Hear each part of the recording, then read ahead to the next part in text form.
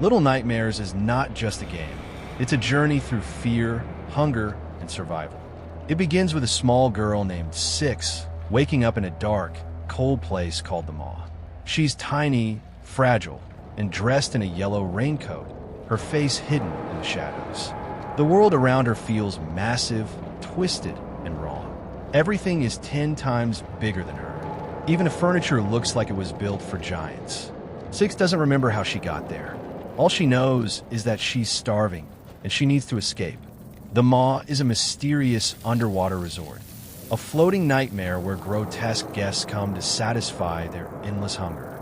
The place smells like death, and the silence is heavier than chains. As Six moves through the dark corridors, she sees cages hanging from the ceiling, shoes scattered on the floor, and strange noises echoing in the distance.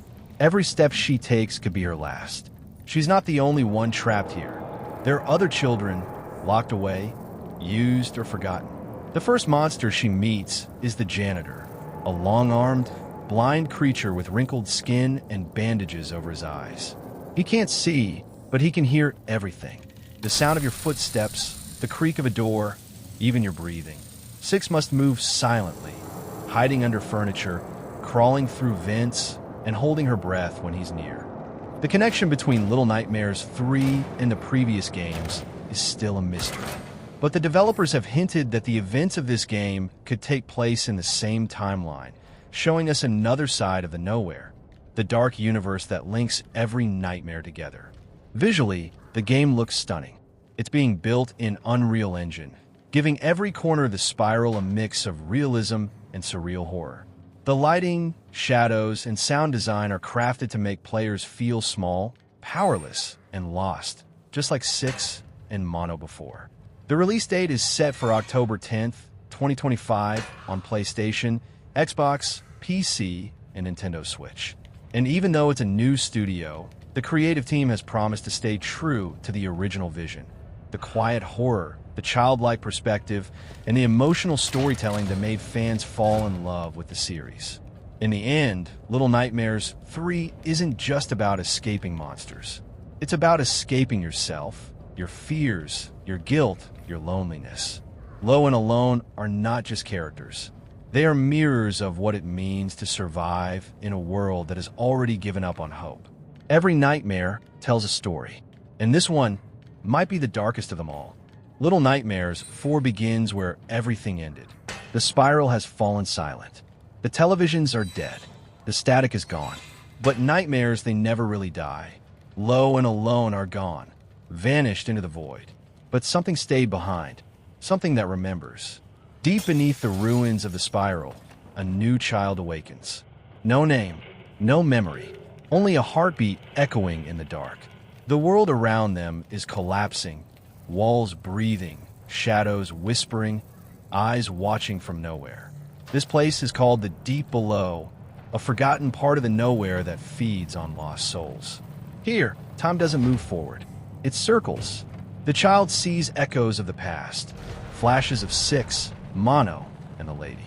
Faces flicker in the shadows, screaming without sound. It's like the Nowhere is rebuilding itself from the nightmares it already consumed. The demo footage already shows the new setting, a place called Necropolis, a city of eternal sandstorms and whispering voices. Abandoned windmills, broken bridges, and ancient ruins stretch across the landscape. Inside, the air feels heavy, as if something is watching from the shadows. Low and Alone will have to face terrifying new enemies, twisted figures that represent fear, control, and loss. Every enemy is more than just a monster. It's a symbol of human emotion gone wrong. One of the most talked about enemies so far is Monster Baby, a huge, screaming creature that hunts the children through tight corridors filled with cribs and toys. It's both childish and horrifying, a perfect mix of innocence and terror. The game keeps the same silent storytelling that made the series special. No dialogue, no narration, just the sound of footsteps, breathing, and the world collapsing around you. Every sound matters. Every shadow hides danger. And every choice you make could be your last. Supermassive has confirmed that Little Nightmares 3 will continue exploring the main theme of the series, the fear of growing up, how innocence fades when you face the real world. This time, it's also about trust, two children relying on each other in a world that tries to tear them apart. As the story unfolds, players will move through different regions of the spiral, each one with its own tone and horror. Some will be mechanical and cold, others organic and alive. The developers promise that the environments will tell their own stories, filled with clues about the world that came before. The connection between Little Nightmares 3 and the previous games is still a mystery, but the developers have hinted that the events of this game could take place in the same timeline, showing us another side of the Nowhere, the dark universe that links every nightmare together. Visually, the game looks stunning. It's being built in Unreal Engine, giving every corner of the spiral a mix of realities. She finds food along the way, but each time she eats, something feels darker inside her. It's like her hunger isn't just physical, it's something deeper. After a terrifying chase, Six manages to escape the janitor, crushing his arms with a metal door. But there's no time to rest. The maw keeps getting worse. The deeper she goes, the more she sees fat, disgusting guests stuffing themselves with food, chefs chopping meat like maniacs, and a haunting woman who seems to control it all. The next section of her journey takes her through the kitchen, run by the twin chefs, two deformed brothers who cook the flesh of other children. Their movements are disgusting, their faces hidden under stretched skin masks. They constantly sniff the air, searching for the scent of Six. She sneaks between tables, hides in meat piles, and crawls through vents while they chop and scream. Every time Six escapes, her hunger grows worse. It becomes unbearable, uncontrollable. She finds a sausage offered by a kind little creature called Gnome. But instead of taking the sausage, she grabs the gnome and eats it alive. The hunger has changed her. She's no longer the same little girl who just wanted to escape. Something dark is taking over. She continues her climb until she reaches the upper levels of the maw, where the rich guests dine endlessly. They are massive, distorted, and obsessed with eating. They devour everything in sight, crawling and screaming, trying to grab Six as she runs through the dining hall. The music gets louder, the screams echo, and Six runs for her life, dodging hands and broken dishes, until she finally escapes through an elevator. As Mono and Six move deeper into the city, the static gets stronger. They begin to see televisions everywhere, doorways into another dimension. Every time Mono touches a TV, he's drawn closer to a tall, shadowy man known as the Thin Man, a being made entirely of static, slow, elegant, and unstoppable. Eventually, the Thin Man appears and captures Six, dragging her into the television world. Mono, now alone, travels through twisted realities to find her. When he finally faces the Thin Man, he uses his power to fight back, bending reality until the Thin Man dissolves into nothing. But what waits beyond is even more disturbing. Six has been corrupted. The little girl who once escaped the maw is no longer human. Her body grows huge, distorted by the music box that controls her mind. Mono realizes that to save her, he must destroy the thing that keeps her trapped. He smashes the music box while Six screams, and slowly, she turns back to normal. The tower begins to collapse, and they run together toward freedom. Mono jumps across a huge gap and reaches out for Six, and for a second, she grabs his hand. But then, she lets go. Mono falls, down into the darkness. The tower swallows him, and he lands in a small, lonely room. The static grows around him, consuming him completely. Time passes, or maybe it doesn't. Slowly, Mono sits in the chair, his body growing taller, thinner, until he becomes the Thin Man himself. the same monster that hunted him all along. Little Nightmares 2 is not a sequel. It's a mirror, showing us how nightmares repeat themselves. This time, the story begins with a boy named Mono. He wears a paper bag on his head, hiding his face from the cruel world around him. He wakes up in a forest filled with hanging bodies, broken televisions, and the sound of static whispering in the distance. Mono is different from Six. He's cautious, quiet, and curious. He doesn't remember who he is or where he came from, but something is pulling him forward, something beyond the static.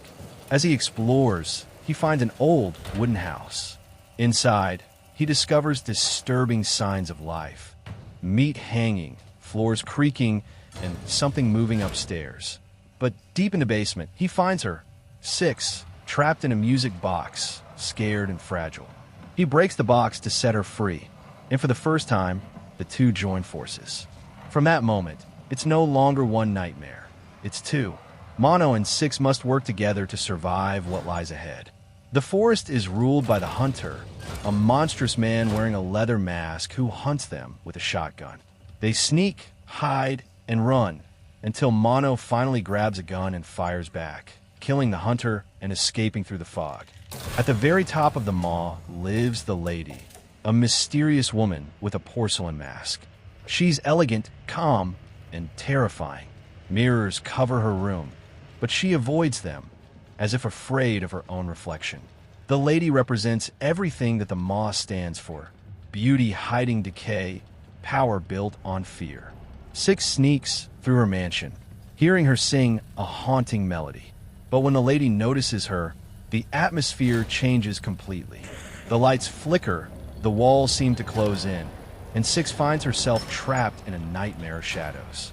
The Lady floats, attacks, and vanishes into darkness, forcing Six to find the one thing that can stop her: a mirror. Using the mirror, Six reflects the Lady's dark energy back at her again and again until she collapses. Then, something unexpected happens. Six's hunger returns, stronger than ever. She approaches the Lady, and instead of escaping, she feeds on her. The maw falls silent. The music fades. Six absorbs the Lady's powers, becoming something far more dangerous. When she steps into the hallway again, the guests bow their heads as she walks past them. With a single look, she drains their life away. She's no longer the hunted. She's the predator now. As she walks toward the exit, the same gnome that gave her food before opens the door to freedom. Six steps outside into the light for the first time. The camera pans out, showing the endless ocean surrounding the mall, a prison floating in nowhere. The credits roll, and we hear the faint sound of the wind, but something feels wrong. Six is free, but at what cost? She escaped the nightmare, only to become part of it. Little Nightmares doesn't give answers. It gives questions. Who built the mall? Who were the guests? Why was Six there? Some say the mall represents society's greed and hunger. How people consume and destroy until nothing is left. Others think it's a metaphor for childhood trauma, how fear and survival shape who we become. But one thing is certain: Little Nightmares. But instead of finding freedom, they find something worse: the Pale City. A decaying world swallowed by screens. Buildings are twisted, the sky is gray, and everyone who stares at the televisions turns into hollow, faceless beings called viewers.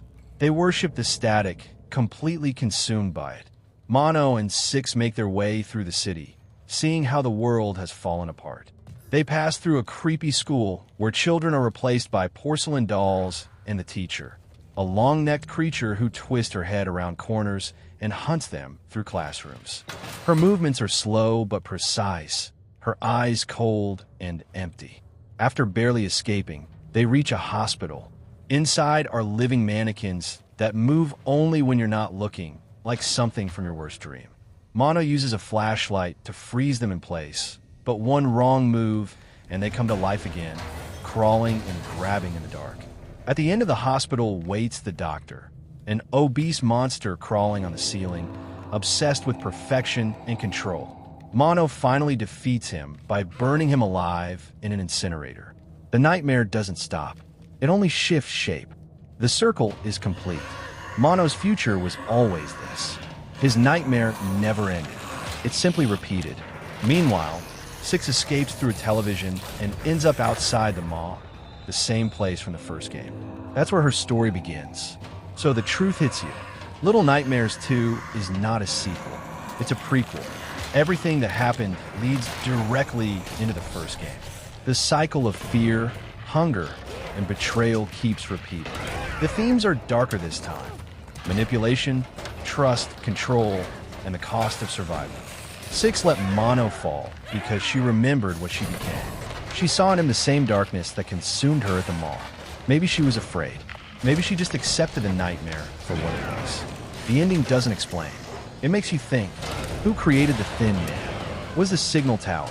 Why does the static connect everything? Some believe the tower represents addiction, how people lose themselves to control and routine. Others think the Thin Man is a reflection of trauma, how pain transforms us into what we once feared. But there's one message the game keeps whispering. No one truly escapes their nightmares. They only change shape.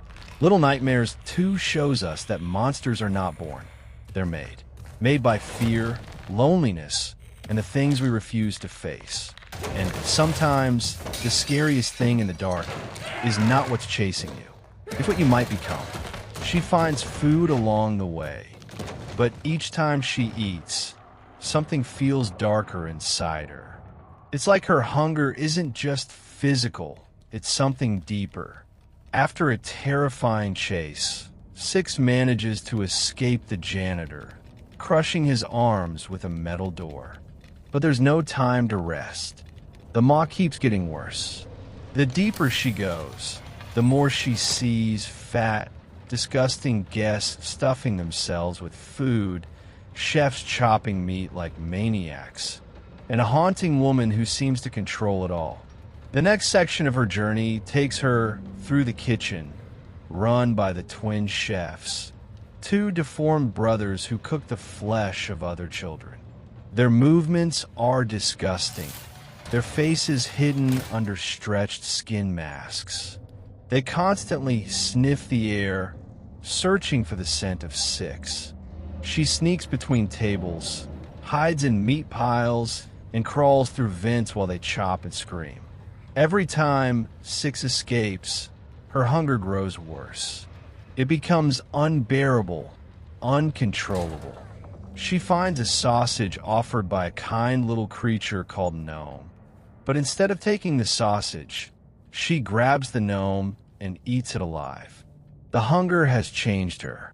She's no longer the same little girl who just wanted to escape. Something dark is taking over.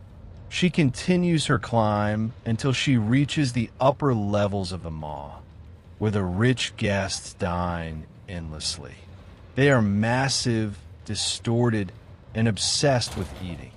They devour everything in sight, crawling and screaming, trying to grab Six as she runs through the dining hall.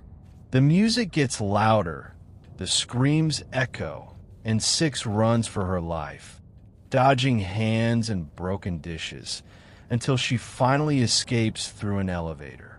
The new child finds a mask, a cracked porcelain face with a single eye. When they wear it, they can see things others can't. Doors between worlds, figures trapped in the walls, and the static that once belonged to the Thin Man. The mask whispers to them, find the signal. As they travel through the deep below, they find remnants of forgotten places, a broken classroom, a flooded kitchen, an upside-down city hanging in the sky. Everything is familiar, but wrong. It's like the maw, the pale city, and the spiral have all merged into one endless nightmare. A new monster hunts them now, the Collector, a tall, silent creature with dozens of arms, each holding a different mask. He collects faces, replacing his own again and again. Each time he speaks, a different voice comes out. Six, Mono, the lady, even the Thin Man. He isn't one thing. He's all of them. The child realizes the truth. The nowhere is alive. It feeds on fear, grief, and guilt. And every person who ever fell into it becomes part of it. The more they fight it, the more it grows. As they move deeper, they find a broken mirror. In its reflection, they see Mono's old chair and a small figure sitting in it.